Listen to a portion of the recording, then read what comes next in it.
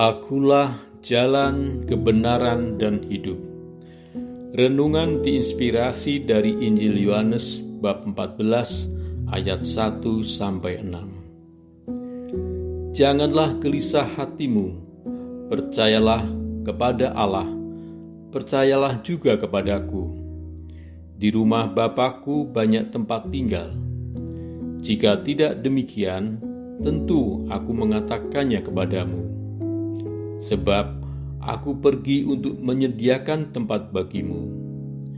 Apabila aku telah pergi dan menyediakan tempat bagimu, aku akan datang kembali dan membawa kamu ke tempatku, supaya di tempat aku berada, kamu pun berada.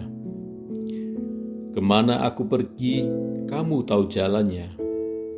Kata Thomas kepadanya, Tuhan, kami tidak tahu kemana Engkau pergi. Jadi bagaimana kami tahu jalannya? Kata Yesus kepadanya, Akulah jalan, kebenaran, dan hidup. Tidak seorang pun datang kepada Bapa kalau tidak melalui aku. Demikian sabda Tuhan. Syukur kepada Kristus.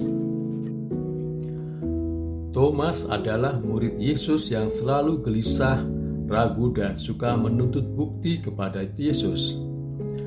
Dalam Injil Yohanes bab 20 ayat 25 diceritakan bahwa Thomas yang tidak percaya atas penampakan Yesus kepada murid yang lain menuntut bukti nyata atas penampakan Yesus kepada dirinya.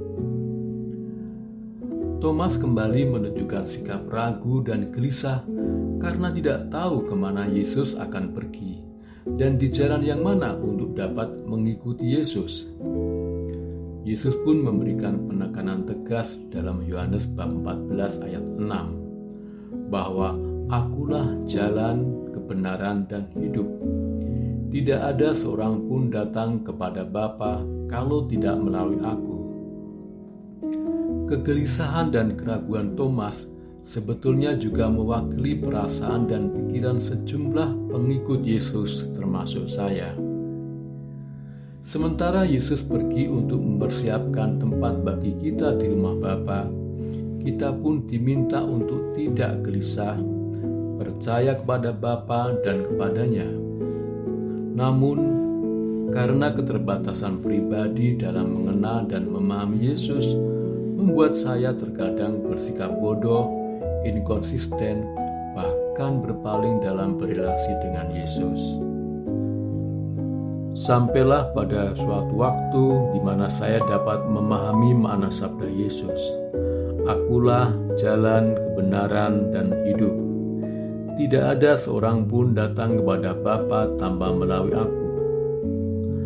Hal itu saya dapatkan setelah mengikuti kegiatan Emmaus Journey yang berlangsung seminggu sekali selama 9 bulan. Kegiatan berkelompok ini mengembangkan spiritualitas pribadi, kecakapan berinteraksi dengan Yesus. Dengan mempelajari dan menyelami kitab suci, membuat refleksi, perenungan, menyelami ayat, berdoa harian, membuat jurnal sebagai suatu siklus.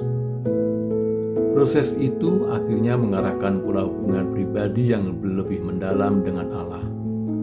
Hasil yang diperoleh adalah perubahan hidup rohani atau metanoia dan mengenal Yesus sebagai jalan, kebenaran, dan hidup.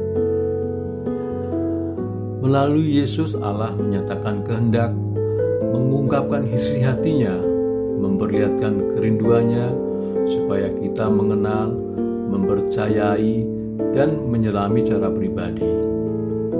Sahabatku, marilah kita lebih mengenal Yesus secara rohani dengan sering membaca, menyelami kitab suci, merenungkan dan berdoa, yang akan membantu perubahan hidup rohani dan memperoleh pengertian mulia akan Yesus Kristus sebagai jalan, kebenaran, dan hidup.